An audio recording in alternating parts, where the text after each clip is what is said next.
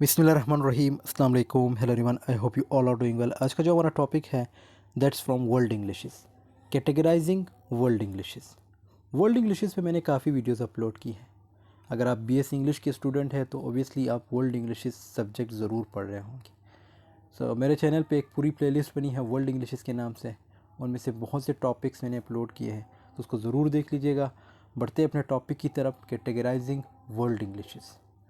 The concept of categorizing world English refers to the idea of classifying the various varieties of English spoken around the world based on their linguistic, social and cultural characteristics. देखो, जब भी categorizing word होगा it means we are talking about classification. Classification means in Urdu भी से दर्जा बंदी.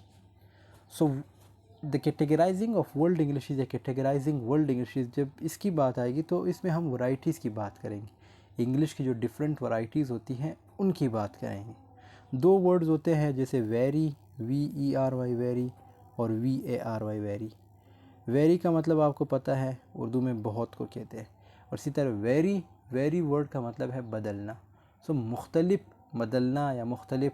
तो जो डिफरेंट इंग्लिश की जो वैरायटीज़ होती है या जो मुख्तलिफ होती है एक वैरायटी दूसरी वैरायटी से, ये सारी चीज़ें किस चीज़ में आती है? कैटेगराइजिंग इन या कैटेगराइजिंग ऑफ वर्ल्ड इंग्लिशेस में आती है। अब इसमें फिर जैसे ये बेस होती है किस चीज़ पे? लैंग्विस्टिक, सोशल और कल्चरल करेक्टरिस्टिक्स, क्योंकि हर कल्चर में डिफरेंट, अगर इंग्लिश बोली जाती है तो उनका कल्चर भी डिफरेंट होगा। इसी तरह सोशली वो भी डिफरेंट होंगे। लैंग्विस्टिक जब मतलब वो जब सेंटेंसेस प्रोनाउंस करेंगे, बनाएंगे, उनका अपना एक ग्रामर होगा। तो ये सारी चीज़ें जो है हम कैटेगराइजिंग इन वर्ल्ड इंग्लिशेस में डिस्कस करते हैं। The term world English refers to the fact that English is now used as a global language. अब अगर वर्ल्ड इंग्लिशेस की बात करें, वर्ल्ड इंग्लिशेस पे तो आई थिंक हर वीडियो में मैं इसको डिस्कस करता हूँ कि वर्ल्ड इंग्लिशेस का मतलब भी यही है कि वैरायटीज़ को कहा जाता है। मतलब वैरायटी से मुराद ये है कि जो डिफरेंट मतलब मुखालिफ जो ममालिक होते हैं ना, उसमें जो इंग्लिश यूज़ की जाती है उसको हम क्या कहेंगे? वर्ल्ड इंग्लिशेस में कंसिडर करेंगे। वो भी एक वैरायटी होती है इंग्लिश की। ये सब चीज़ें किस में आती है? वर्ल्ड इंग्लिशेस में आती है। फिर जब आप उसको कैटेगराइज करते हो जिसमें सोशल, कल्चरल, ये सारी चीज़ें आ जाती है, उसको फिर हम कैटेगराइजिंग कहते हैं, मतलब कैटेगराइजिंग वर्ल्ड इंग्लिशेस। अब जब वर्ल्ड इंग्लिशेस की बात आती है, फिर चाहे वो रिटन हो या स्पोकन हो, ये दोनों इसमें आ जाते हैं in different parts of the world. The categorization of world English is important because it helps scholars and researchers better understand the different ways in which English is used around the world, as well as the social and linguistic factors that shape these different varieties of the language.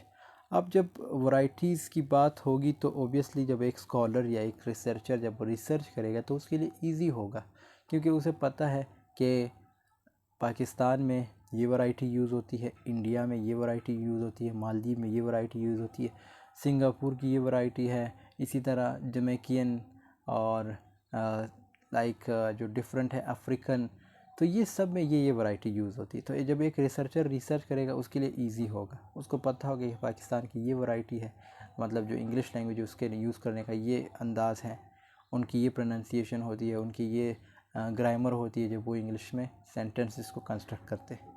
It also helps to break down the idea that there is only one correct way to speak English, but instead acknowledge that there are many valid and valuable ways to use the language.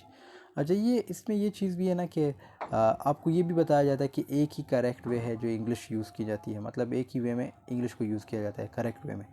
और वो कौन सा है आपको पता है कि मतलब जैसे ब्रिटिशर्स थे या जो अमेरिकन्स थे, ब्रिटिशर्स थे, स्पेशली ब्रिटिशर्स ने बहुत से ममालिक पे जो है रूल्स किए, एशिया में, अफ्रीका में।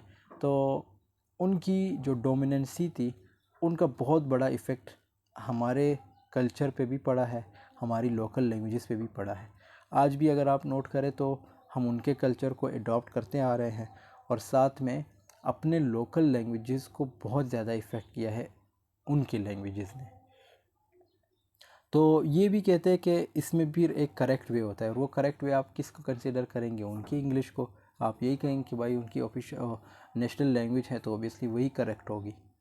अब ऐसा भी नहीं है, आपने ये चीज़ भी एक्नॉलेज करनी है। एक्नॉलेज मीन्स मानना होगा कि दुनिया में जितने भी ममालिक है उनमें डिफरेंट वैरायटीज़ बोली जाती है, और सबकी अपनी अपनी वैल्यू है। बेशक हम उनकी लैंग्वेज को यूज़ कर रहे हैं, लेकिन हमारी वैरायटी की भी वैल्यू होती है। Some of the factors that may considered when categorizing world English include pronunciation. Like I said कि जब आप कैटेगराइजेशन की बात करते हैं, जब वैरायटी की बात करते हैं, तो वहाँ पे आपने ये वर्ड्स रिमेंबर करने, pronunciation, grammar, vocabulary, using pattern. Like I said कि जब इंसान कोई लैंग्वेज यूज़ करता है या कोई मुल्क, कोई कम्युनिटी लैंग्वेज यूज़ करेगा, सो उसके यूज़ करने का भी अपना एक स्टाइल होगा। वो प्रोनाउंसिएशन उसकी डिफरेंट होगी। किससे? अंग्रेज़ों से। अंग्रेज़ों की तो अपनी लैंग्वेज है, उनकी अपनी प्रोनाउंसिएशन है, लेकिन तुम्हारी अपनी होगी, क्योंकि तुमने तो सीखी है ना, तुम तो इस लैंग्वेज को सीख के बोलते हो।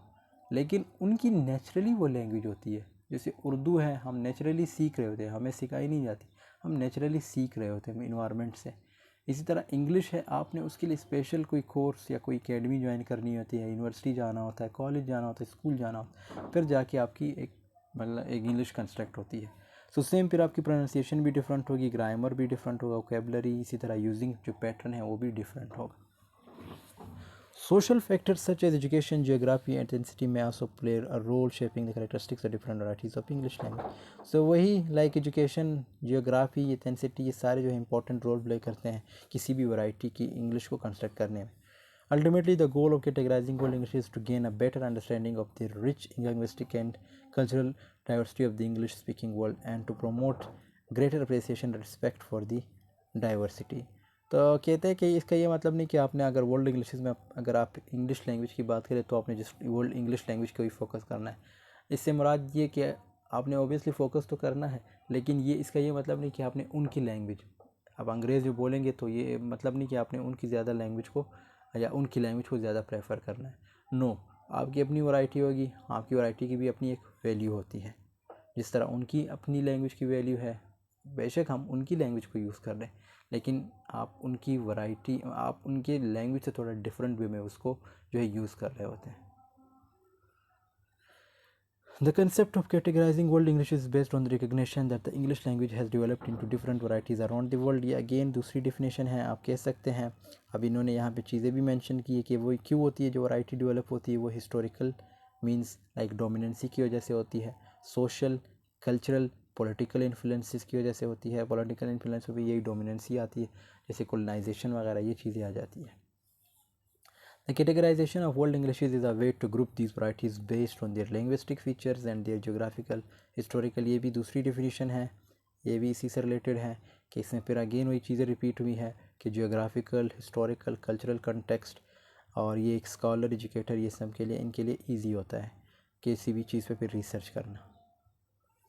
यहाँ पे हमारे पास कुछ एग्जांपल्स हैं जिसको हम कैटेगराइज करेंगे। लाइक ऑब्वियसली टॉपिक का नाम क्या है, कैटेगराइजिंग वर्ल्ड इंग्लिशेस। सो इसके कुछ एग्जांपल्स है, जैसे American English, this variety of English is spoken in the United States, आपको पता है ये अमेरिका में बोली जाती है, and is characterised by its unique pronunciation. अच्छा, इनकी अपनी यूनिक प्रोनाउंसिएशन में आपको एग्जांपल देता हूँ। ये लोग डांस, जो ब्रिटिशर डांस कहते हैं, तो ये कि डांस कहते हैं, ठीक है।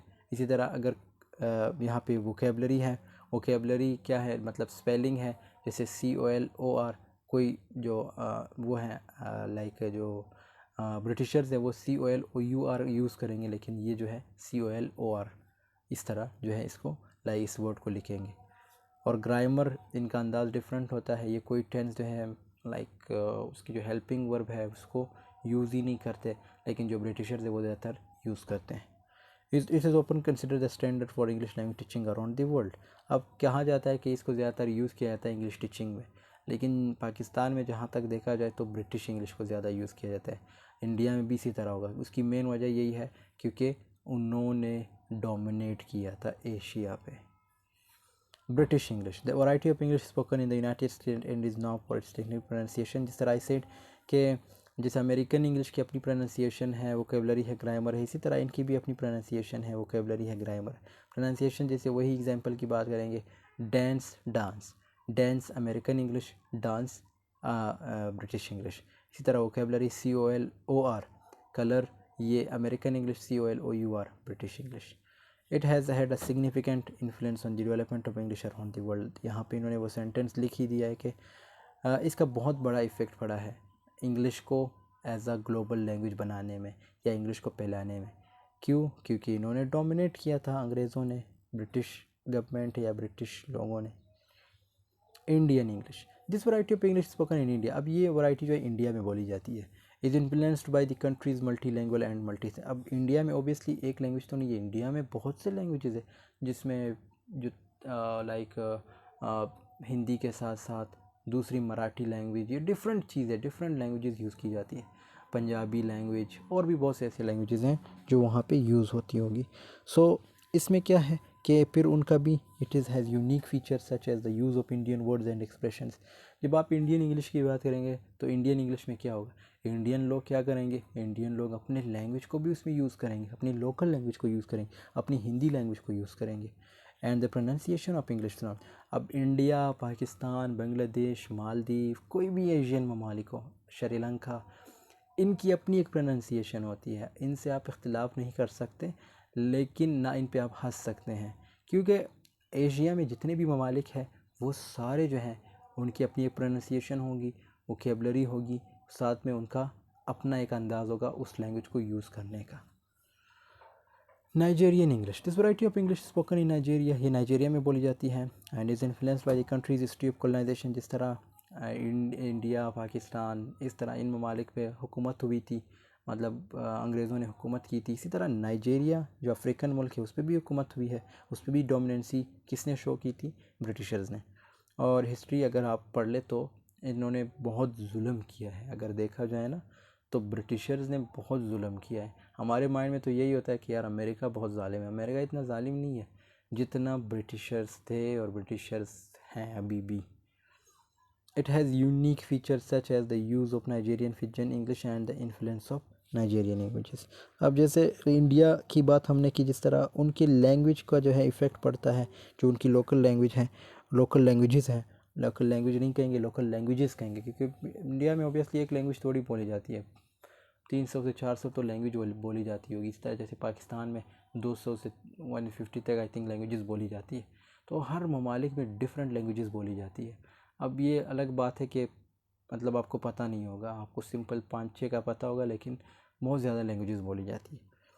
तो इस तरह कहते हैं कि उनका भी इफ़ेक्ट पड़ा है नाइजेरियन इंग्लिश पे दूसरे लैंग्वेजेस का। सिंगापुरियन इंग्लिश, सिंगापुरियन इंग्लिश का भी एक बहुत बड़ा रोल है, मतलब अब इसका भी जो इफ़ेक्ट पड़ा है वो भी लोकल लैंग्वेजेस की वजह से पड़ता है। और इसी तरह these are just a few examples of, आप और भी एग्जांपल इस पे सर्च कर सकते हैं गूगल वगैरह पे। तो ये एग्जांपल्स अगर आप लिख ले ये भी बहुत है, टीचर आपसे ज़्यादा एग्जांपल्स की डिमांड नहीं करेगा, आप तो भी याद कर लेना 2-3 एग्जांपल्स तो भी बहुत है। और यहीं तक हमारा आज का टॉपिक था। नेक्स्ट टॉपिक में हम हिस्टोरिकल बैकग्राउंड यूरोपियन कॉलोनाइजेशन की बात करेंगे, उसको डिस्कस करेंगे। सो आई होप आपको ये वीडियो पसंद आई होगी। वीडियो पसंद आई है तो ज़रूर लाइक कमेंट शेयर कीजिएगा। मिलते हैं नेक्स्ट वीडियो में, तब तक के लिए अल्लाह हाफ़िज़, टेक केयर ऑफ़ योरसेल्फ।